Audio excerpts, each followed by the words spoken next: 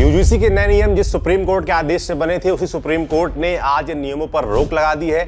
अगली सुनवाई 19 मार्च को होगी। उससे पहले तक इन नियमों पर रोक रहेगी। 2012 की जो नियमावली थी वही फिलहाल यूनिवर्सिटीज में लागू रहेगी। सुप्रीम कोर्ट ने साफ कहा कि जो नियम सामने आए हैं वो अस्पष्ट हैं, उनका दुरुपयोग हो सकता है। सुप्रीम कोर्ट के अंदर इस पूरे मसले पर क्या सुनवाई हुई, कोर्ट की तरफ से क्या ऑब्जेक्शन रखे गए और क्यों सरकार को नया ड्राफ्ट बनाने के लिए कहा गया है, इस पर बातचीत करेंगे। आपको विस्तार से बताएंगे कोर्ट के अंदर क्या कुछ बातचीत हुई, क्या कुछ बहस हुई, क्या कुछ तर्क रखे गए। मेरे साथ है विनय सुल्तान, मेरे साथ है यूजीसी पर सुप्रीम कोर्ट में सुनवाई आज होनी थी, सबकी नजर इस पर थी भी। सीजीआई खुद इसकी सुनवाई कर रहे थे। सीजीआई सूर्यकांत और जस्टिस जॉय माल्या, इस बेंच, दो लोगों की बेंच थी, दो जजों की बेंच थी जो इसकी सुनवाई करने वाली थी और साफ तौर पर फिलहाल आज रोकने का आदेश दे दिया। क्या हुआ, तर्क क्या रखे गए सरकार की तरफ से, क्या टिप्पणियां रखी गई की गई जस्टिस की तरफ से, क्या हुआ कोर्ट में आज? दरअसल सुप्रीम कोर्ट ने जैसे कि बार बार जो है कि एक छात्रों का जो जनरल कैटेगरी के छात्र हैं उनकी तरफ से लगातार सवाल उठाए जा रहे थे, इसके ऊपर जो है याचिका जो है दायर की गई थी जनरल कैटेगरी के छात्रों की तरफ से। उसके बाद में ये सुप्रीम कोर्ट ने भी ये कहा कि नियम अस्पष्ट हैं और 19 मार्च तक यूजीसी को टाइम दिया है कि 19 मार्च तक वो जो है इन नियमों के ऊपर अपना जवाब दायर करें।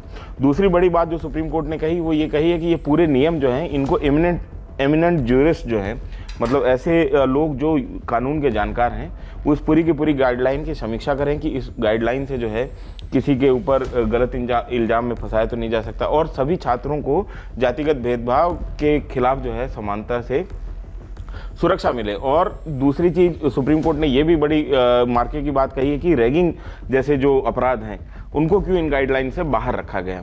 और तीसरी बात सुप्रीम कोर्ट ने बहुत स्पष्ट तौर पे पूछी यूजीसी से कि जब भेदभाव की परिभाषा पहले से मौजूद थी तो जातिगत भेदभाव की अलग से परिभाषा क्यों इस पूरे के पूरे गाइडलाइन में दी गई है।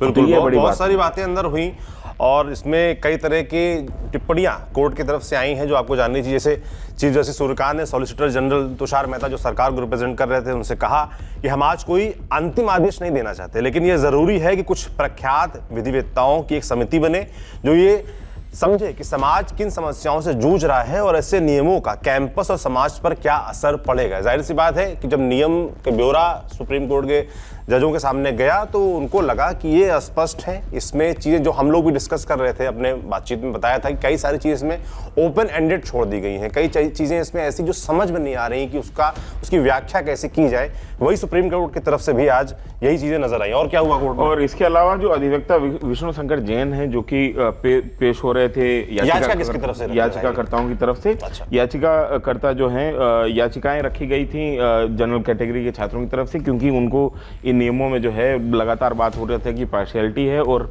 जनरल कैटेगरी के छात्र जो हैं उनको घोषित कर दिया गया है कि वो जातिगत भेदभाव करने वाले मतलब अपराधी के तौर पे उनको मार्क कर दिया गया है। तो इसके ऊपर जो है विष्णु शंकर जैन जो कि याचिकाकर्ताओं की तरफ से पेश हो रहे थे उनका ये कहना था कि नियम 3(1)(c) जिसको हम लोग बार बार डिस्कस कर रहे थे अपने वीडियोस में भी कि जाति आधारित भेदभाव में केवल SC ST और OBC तक ही सीमित कर दिया है और इसको जबकि सामान्य वर्ग के छात्रों के साथ भी अगर इस किस्म का कोई भेदभाव होता है, जो हमारे साथी अभिनव ने पहले अपने एक वीडियो में उठाया सवाल कि EWS कैटेगरी से आने वाले छात्रों को अगर कहा जाए कि वो सुदामा कोटा से आए हैं तो क्या वो भेदभाव की कैटेगरी में आएगा कि नहीं, इसके ऊपर स्पष्टता नहीं थी।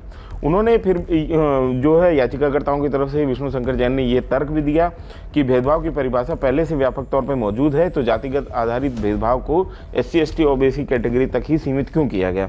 तो ये बात हुई। उसके बाद में इस पर CJI जो सूर्यकांत हैं जो कि चीफ जस्टिस ऑफ इंडिया हैं, उन्होंने सवाल उठाया कि नियम 3(1)(e) जिसके ऊपर सबसे ज़्यादा बवाल हो रहा था कि सभी प्रकार के भेदभाव को कवर करता है, जैसे उत्तर भारत में पढ़ने वाला दक्षिण भारत का छात्र या इसके उलट जिसे पहचान के आधारित पर अपमानित किया जाए, ऐसे छात्रों को जो इस गाइडलाइन में नियम 3(e) है, 1(e) है जिसमें दरअसल भेदभाव को परिभाषित किया गया है उस पूरी गाइडलाइन में, तो उसमें जो है सारी चीज़ें व्यापक रूप से जब कवर हैं तो जातिगत आधारित जो भेदभाव है उसको अलग से परिभाषित करने की आवश्यकता यूजीसी को क्यों पड़ी। अच्छा, रैगिंग का मसला भी आज कोर्ट में डिस्कस हुआ और सुप्रीम कोर्ट ने साफ तौर पर, सीजीआई ने खास तौर पर ये बात कही कि सबसे ज्यादा कॉलेजों में अगर जो झगड़ा है या भेदभाव होता है वो होता है सीनियर टू जूनियर, यानी जो रैगिंग होती है उसका जिक्र उन्होंने किया। और उन्होंने सवाल किया यूजीसी से, सरकार के नुमाइंदों से, कि भाई रैगिंग का जिक्र इसमें क्यों नहीं किया गया। सीजीआई ने साफ तौर पर इस पर सवाल पूछा कि भाई जब सबसे ज्यादा उत्पीड़न जो है तो सीनियर जूनियर के बीच में होता है, तो रैगिंग इन नियमों से बाहर कैसे हो सकती है। तो ये मसला भी उठा। और जातिगत जो भेदभाव है उसके ऊपर भी सीजीआई ने एक बहुत इंपॉर्टेंट बात कही कि हम सीजीआई सूर्यकांत ने टिप्पणी की कि हमने जाति विहीन समाज की दिशा में जो प्रगति की है, क्या हम फिर से पीछे की ओर जा रहे हैं, क्योंकि हम कैटेगराइज कर रहे हैं और एक जनरल कैटेगरी के जो छात्र हैं उनको पहले से ही उनके ऊपर एक स्टिग्मा लगा दिया गया है कि आप जातिगत भेदभाव करेंगे। और फिर इन्होंने इस पूरे के पूरे गाइडलाइन में जो है कि ये कहा गया कि जातिगत आधारित जो हॉस्टल्स हैं उनके ऊपर भी सीजीआई ने कड़ी टिप्पणियां जाहिर की। और उन्होंने टिप्पणी उन्होंने की और टिप्पणी आपको सुननी चाहिए। उन्होंने कहा, भगवान के लिए ऐसा मत कीजिए, हम सब साथ रहते हैं, आज अंतर जातीय विवाह भी हो रहे हैं। तो साफ तौर पर जो जातियों के लिए अलग अलग हॉस्टल का प्रावधान इसमें करने की बात थी, उस पर भी सुप्रीम कोर्ट ने, सीजीआई ने आपत्ति जताई। उन्होंने कहा कि जातियों के हॉस्टल अलग अलग नहीं होने चाहिए, सब मिलजुल कर रहें, सब एक साथ रहें, तो उससे जो जाति विहीन समाज की बात होती है उस दिशा में हम आगे बढ़ पाएंगे। इसके अलावा जस्टिस जॉय माल्या बागची ने एक बहुत इंपॉर्टेंट बात कही, जो हमारे मूल अधिकार हैं जिसमें से 15(4) जो अनुच्छेद है संविधान का, वो अफर्मेटिव एक्शन की बात करता है। ऐसी मतलब जिसको हम कहते हैं पॉजिटिव एक्शन, ऐसे लोग जो विकास क्रम में जाति के आधार पे, धर्म के आधार पे और सामाजिक आधार पे हाशिए पे छूट गए हैं, उनको आगे बढ़ाने के लिए संविधान कहता है कि सरकार को कुछ पॉजिटिव एक्शन, कुछ अफर्मेटिव एक्शंस लेने चाहिए। आरक्षण उसी अफर्मेटिव एक्शन का नतीजा है। तो Joy Mallya Bagchi, justice Joy Mallya Bagchi ने कहा कि अनुच्छेद 15(4) मतलब अनुच्छेद 15 का चौथा हिस्सा जो है राज्य को SC/ST के लिए विशेष प्रावधान बनाने की अनुमति देता है, लेकिन 2012 के नियम अधिक समावेशी थे। जो 2012 की जो गाइडलाइन थी उसके नियम अधिक समावेशी थे। तो अब पीछे क्यों जाया जाए, जब 2012 के जो गाइडलाइन थी यूजीसी की, वो कहती थी कि मतलब सब छात्रों के लिए जो है समानता और का अधिकार हो और मतलब उनको इक्वल राइट्स मिले। तो अब सुप्रीम कोर्ट ये पूछ रहा है कि नए किस्म की जो ये गाइडलाइन आई है जो कि जाति आधारित विभाजन कर रही हैं, उनकी ज़रूरत क्यों है, और नो रिग्रेशन का सिद्धांत जो है उसको लागू किया जाना चाहिए। ये जॉय माल्या बागची ने कहा कि मतलब पीछे की तरफ हम ना जाएं, जहाँ से हम आगे बढ़ गए हैं, जितनी हम तरक्की कर चुके हैं वहाँ से पीछे की तरफ ना जाएं। और मतलब ऐसे तो अगर आप जाते चले जाएंगे तो आप एक कबीलाई समाज के रूप में आप बन जाएंगे। बिल्कुल। जो आज बातचीत हुई तो उसमें बचाव पक्ष की तरफ से वरिष्ठ अधिवक्ता इंदिरा जयसिंह थी, जो कि इस मामले में 2019 से लड़ाई लड़ रही थी, जिनका रोहित वेमुला और पायल तड़वी वाला आपने केस सुना, जो जातिगत भेदभाव के बाद जिनकी जान गई थी, आत्महत्या की थी, उस मामले को लेकर वो सुप्रीम कोर्ट, उनका परिवार पहुंचा था। और उसके बाद ही 2025 सुप्रीम कोर्ट ने आदेश दिए थे कि यूजीसी को सख्त गाइडलाइंस इस विषय में बनानी चाहिए ताकि जातिगत भेदभाव के चलते किसी छात्र की जान ना जाए, और उसके बाद ये नियम बने थे। तो वो इंदिरा जयसिंह ने आज अपना उस पक्ष का बचाव किया। हालांकि सुप्रीम कोर्ट ने साफ किया कि काफी सारी चीजें इसमें ऐसी है जो स्पष्ट नहीं है, इसलिए इनका रिव्यू होना जरूरी है। जो पायल तड़वी और रोहित वेमुला की माताएं थीं, उनकी तरफ से जो याचिका दायर की गई थी उसमें यह कहा गया था कि यूजीसी को फिर से सोचना चाहिए, क्योंकि बच्चे जो हैं वो जातिगत आधार पे उत्पीड़ित होकर आत्महत्याएं कर रहे हैं, इस तरीके के कदम उठा रहे हैं। तो यूजीसी को एक नई गाइडलाइन बनानी चाहिए। तो 2025 की जनवरी में सुप्रीम कोर्ट ने यूजीसी को ये निर्देश दिए थे कि आप इन जो जितने भी यहाँ पे कैंपस में जातिगत आधारित भेदभाव जो हो रहे हैं, उनके ऊपर जो अपराध हुए हैं, उनका डाटा आप दीजिए और एक नई गाइडलाइन बनाइए। तो सुप्रीम कोर्ट के निर्देश पे जो है यूजीसी ने नई गाइडलाइन जो है उसका पहला ड्राफ्ट फरवरी 2025 में रखा था कि फरवरी 2025, और उसको भेजा गया था तमाम जो स्टेक होल्डर हैं उनके पास में। तो ऑल इंडिया ओबीसी जो स्टूडेंट फेडरेशन है उसने ये बोला कि हमारी तरफ से जो उनकी तरफ से जो सुझाव दिए गए थे, जो ओबीसी छात्रों का संगठन है, उन्होंने ये कहा कि इस जातिगत भेदभाव की परिभाषा में ओबीसी को भी रखा जाना चाहिए, ओबीसी को भी शामिल किया जाना चाहिए। और दूसरा जो इक्वल अपॉर्चुनिटी कमेटी जो बनी है इस प्रावधान के तहत, उसमें भी ओबीसी का रिप्रेजेंटेशन होना चाहिए, ओबीसी समुदाय के लोगों को उसमें भी हिस्सा मिलना चाहिए।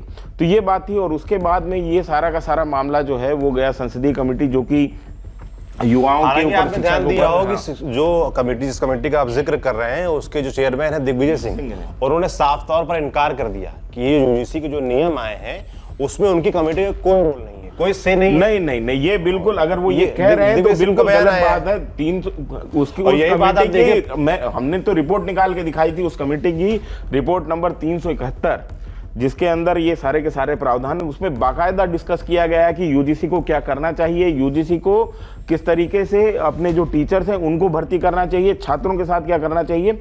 और 8 दिसंबर 2025 को इस कमेटी ने अपनी रिपोर्ट दी थी। उस कमेटी में बाकायदा 3 पैराग्राफ में ये लिखा गया है, स्पष्ट तौर पे ये लिखा गया है कि कमेटी का ऑब्जर्वेशन ये है कि ओबीसी को इस भेदभाव की श्रेणी में शामिल किया जाना चाहिए और ओबीसी छात्रों को रिप्रेजेंटेशन देना चाहिए ईओसी में।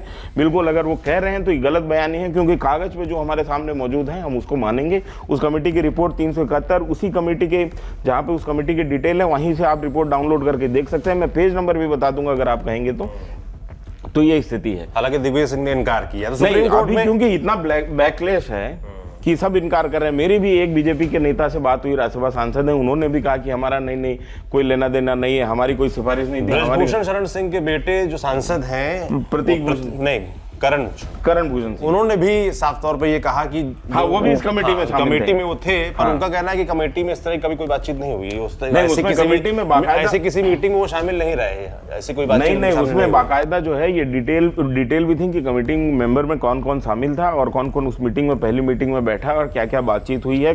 मिनट्स ऑफ द मीटिंग भी आपको मिल जाएंगे उस कमेटी की रिपोर्ट के आखिर में। तो ये बिल्कुल गलत बयानी है, इस तरीके की बयानबाजी नहीं करनी चाहिए। क्योंकि वापस सुप्रीम कोर्ट के फैसले पर लौटते हैं। सुप्रीम कोर्ट ने जो आज फैसला सुनाया है, साफ तौर पर वो एक बड़ा फैसला है और बहुत लोग मुझे लगता है इसका इंतजार कर रहे थे, मगर अभी सरकार को बोला गया है कि नया ड्राफ्ट तैयार करिए। जो नियम स्पष्ट नहीं है वो नियमों को स्पष्ट किया जाए। देखिए, एक बात बहुत साफ है कि भेदभाव हो या जातिगत भेदभाव हो, वो होता है, ऐसा नहीं कि नहीं होता, इनकार कोई नहीं कर सकता इससे, और इसीलिए ये नियम जरूरी भी हो जाते हैं। इसीलिए सुप्रीम कोर्ट ने आदेश भी दिया, मगर जो नियम बने उनको स्पष्ट होना चाहिए। लेकिन उसमें जो परिभाषाएं दी जाए उसमें किसी को अलग थलग नहीं किया जाना चाहिए, यही बात उठ रही है जी। इतने अस्पष्ट नियम थे, जैसे कि मान लीजिए दलित छात्रों के खिलाफ अगर ओबीसी समुदाय के लोग जो हैं वो अगर किसी किस्म का जो है और करते हैं, क्योंकि हमारा जो मध्य प्रदेश बार एसोसिएशन ने सर्वे करवाया था, मध्य प्रदेश में आने वाले जितने भी एट्रोसिटी एक्ट के तहत जो मुकदमे आए जो SC/ST के खिलाफ एट्रोसिटीज होती हैं, उसका सर्वे करवाया तो ये पाया कि 81% जो है मामले वो उसमें अभियुक्त जो हैं वो ओबीसी समुदाय से आते हैं। तो डायरेक्ट क्लैश की ऐसी स्थिति है, तो ये डाटा भी हमारे सामने है। तो उस समय ऐसी बात थी कि ये इस पे भी स्पष्टता नहीं थी कि अगर SC/ST के छात्रों के खिलाफ अगर कोई ओबीसी समुदाय से आने वाला छात्र अगर भेदभाव की हरकत करता है, घटना करता है, अपराध करता है, तो उसके साथ क्या बर्ताव होगा।